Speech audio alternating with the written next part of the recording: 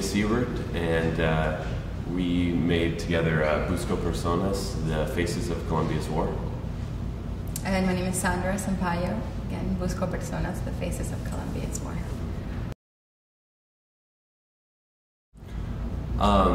Well, we decided to go down to Colombia to try and tell a different side of the drug war that's been going on there for a long time. I feel like a lot of people, when they think of Colombia, you immediately think of the cocaine trade, and you think of violence and guerrillas and all of this, but you don't think of the human cost. You don't have the same images you have when you think of Sudan, when in fact in Colombia, I believe it's after Sudan, it's the most internally displaced people in the world. So what we wanted to do was to go and give a voice to those people who are displaced and try and tell their story. Yeah, I mean, the number is quite high. It's about 4 million internally displaced people, and for an issue that big to be so underrepresented, and it's one of the biggest humanitarian crises, as Megan was saying. So we really wanted to talk about that and talk about, I'm from Colombia, so it's something that was very close to me. It was very much a labor of love on both of our parts.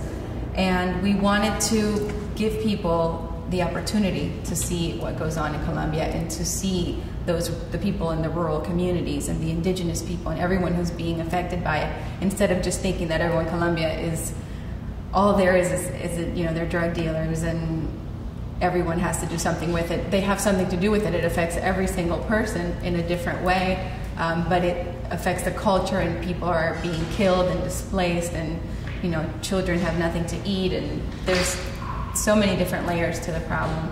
And also we want to show the relationship between Colombia and the United States, and why this war is happening.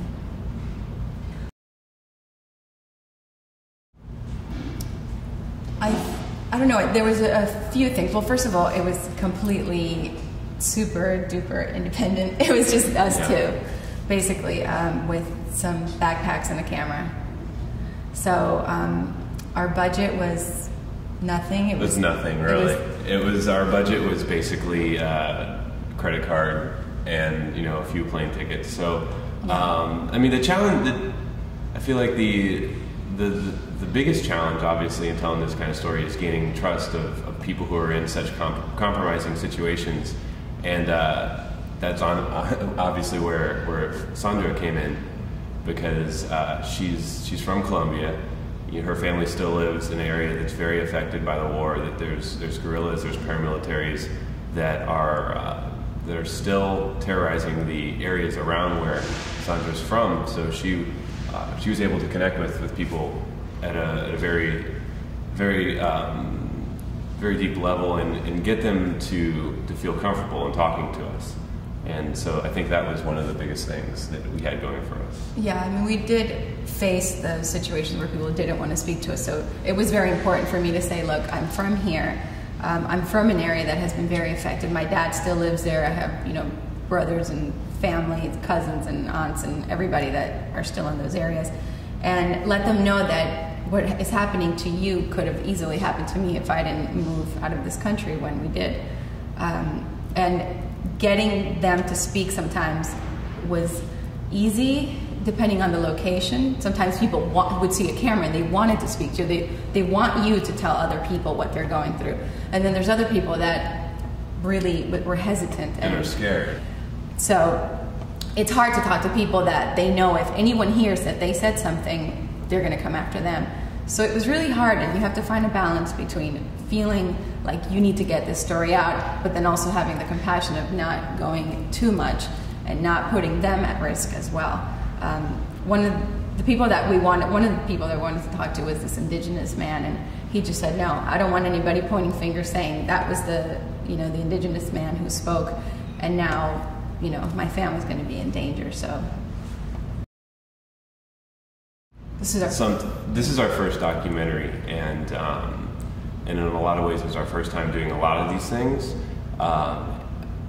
We did a lot of research and a lot of work beforehand, getting ready to go down, But in particular, when we went to one of the most violent, most affected areas in northern Colombia, I don't think it really hit us, the magnitude of how bad it was there, until we were sitting there with one of the UN officials, and she was going over the amount of people killed there every day, the fact that the roadways are controlled by paramilitaries, the fact that yeah, while we were okay where we were, 5 kilometers outside, you know, there was a lot of things going on. And there was, I mean, there was times where, I mean, where it really, the heaviness of the situation sunk into us, and where we realized that people were risking their lives and talking to us,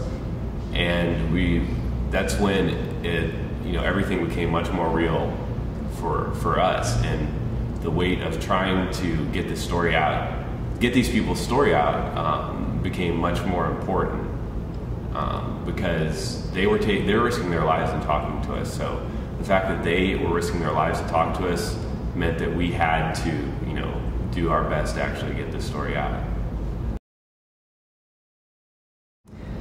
Well, my background for the past 10 years has been with Latin American music. I worked with MTV Networks Latin America as a staff person for 7 years, and then freelancing for the last couple of years just with MTV International.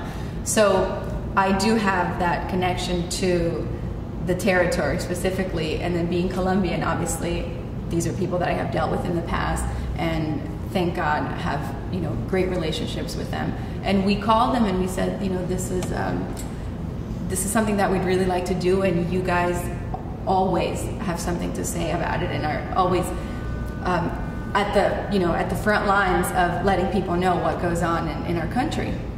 So they were right on board, and it was amazing. I mean, Juan he was so excited. He was so, it was, when we told him even that it was in the festival, he just kept telling me how happy he was. He's like, I'm so happy for you, and I'm so happy that I had, you know, I could participate. And if people like that are connected to a cause, obviously some people are going to pay attention. Even in Colombia, there's people that may not even listen to what we would say or what's going on in the country if you don't have somebody like Juan or Choqui Town, which is the other group. They're up and coming, but they were displaced from Chocó, which is the northwestern region that we were in. So these people have been affected personally, and that's what we wanted to involve them as well. At all times, we're just kind of, we just took a chance. We went down there without having done this before, and tried to tell a story that was important to us. And I think that's, people just need to go do that and not worry about feeling like they're not going to be able to do it, because you never know until you try. Or budgets. I mean, you just have to. The hardest thing, people always say, the hardest thing is, you know, just to have that idea to start. And basically it took off from there. As soon as we decided what we wanted to do, everything started coming together. And it was very ambitious to try to do this in the time that we did. But yeah, I mean, if you're really passionate about what you want to do, I think it'll show through. It's been great. We're looking forward to our screenings in the next few days. We've got some competition with probably the largest or the most important presidential election of our lifetime. But we're just happy that, you know, we're going to be here, and that whoever comes out to see it can, and, you know, hopefully from here we can get the word out a little bit more.